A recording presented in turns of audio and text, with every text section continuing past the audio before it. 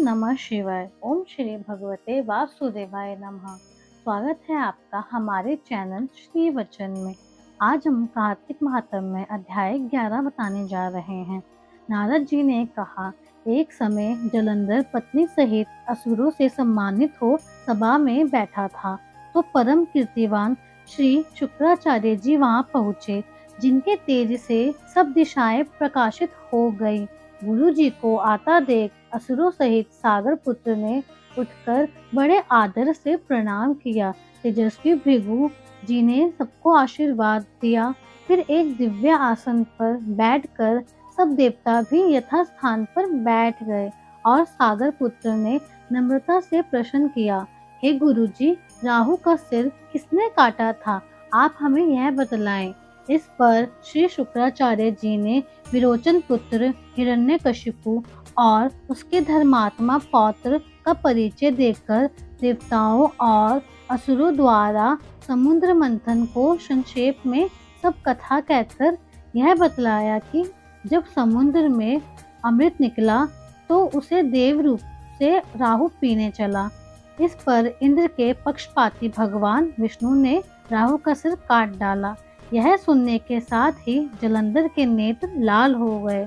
उसे बड़ा क्रोध आया। फिर अपने धमसर नामक दूत को बुलाकर गुरु का कहा हुआ सब वृतांत सुनाया और उसे आज्ञा दी, तुम शीघ्र ही इंद्रपुरी में जाकर इंद्र को मेरी शरण में ले आओ।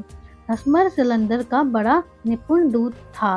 वह शीघ्र ही इंद्र की सुधर्मा नामक सभा में जा पहुंचा और जलंधर के शब्दों में कहा, हे देवताधम, तुमने समुद्र को क्यों मथा और मेरे पिता के सब रत्नों को क्यों ले लिया? ऐसा करके तुमने अच्छा नहीं किया। यदि तू अपना भला चाहता है तो उन सब रत्नों सहित देवताओं के साथ मेरी शरण में आ, अन्यथा हे सुराधम, मैं सत्य कहता हूँ कि तेरा राज्य ध्वंस हो जाएगा। इस पर इंद्र बहुत विस्मित हुआ और कहने लगा, पहले सागर ने मेरे भय से सब पर्वतों को अपनी कुक्षी में क्यों स्थान दिया और मेरे शत्रु दैत्यों की क्यों रक्षा की? इसी कारण मैंने उनके सब रत्न हरण लिए हैं और मैं भी सत्य कहता हूँ कि मेरा द्रोही कभी सुखी नहीं रह सकता।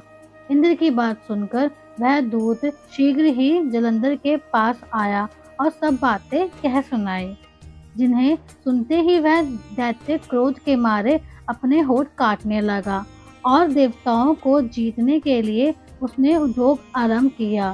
फिर तो सब दिशाओं तथा पाताल से करोड़ों दैत्य उसके पास पहुंच गए। शुंभ निशुंभ सेनापतियों को साथ लेकर जलंधर इंद्र से युद्ध करने लगा। शीघ्र ही इंद्र के नंदन वन में उसने अपनी विशाल सेना उतार दी।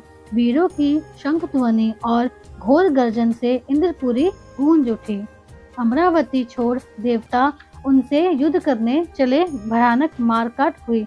दोनों पक्षों के आचार्य अपने अपने मृतकों को जिलाने लगे। असुरों के आचार्य गुरु शुक्र अपनी मृत संजीवनी विद्या से और देव गुरु बृहस्पति द्रोणागिरी से औषधि लाकर मुर्दों को जिलाते रहे। इस पर जलंधर ने अपने गुरु शुक्राचार्य से क्रोध होकर कहा, मेरे हाथ से मरे हुए देवता जी कैसे जाते हैं? जिलाने वाली विद्या तो सब आपके पास ही है, फिर यह क्या बात है? इस पर श्री शुक्राचार्य जी ने देवगुरु श्री बृहस्पति जी द्वारा द्रोणागिरी से औषधि लाकर देवताओं के जिलाने की बात कह दी। यह सुनकर जलंधर और भी ज्यादा क्रोध हो गया। श्री शुक्राचार्य जी ने कहा, क्रोध क्यों होते हो?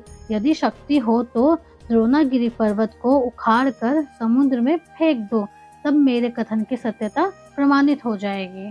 इस पर जलंधर क्रोध होकर शीघ्र ही द्रोणागिरी पर्वत के पास जा पहुंचा और अपनी भुजाओं द्वारा उसे जड़ से उखाड़ कर समुद्र में फेंक दिया। यह भगवान शंकर का तेज था। इसमें जलंधर की कोई विचित्रता नहीं थी। पश्चात यह सागर पुत्र युद्ध भूमि में आगे बढ़कर वेग से देवताओं का संहार करने लगा। जब बृहस्पति औषधि लेने के लिए द्रोणागिरी पर्वत पहुंचे तो द्रोणागिरी की जगह वहां पर उन्हें सूना मैदान मिला। तो वह भयभीत होकर देवताओं के पास आए और कहा कि युद्ध बंद कर दो, तुम लोग अब जलंधर को नहीं जीत सकोगे। पहले इंद्र ने जो भगवान शंकर का अपमान किया था, यह उसी का फल है। यह सुनकर देवता युद्ध की आशा त्याग अत्यंत ही व्याकुल होकर इधर उधर भागने लगे। सिंधु सुत निर्भय होकर अमरावती में प्रविष्ट हो गया। इंद्र आदि देवताओं ने गुफाओं में शरण ले ली। धन्यवाद। अगर आपको हमारी वीडियो पसंद आई हो तो लाइक करो, शेयर करो, सब्सक्राइब करो हमारे चैनल श्री वचन।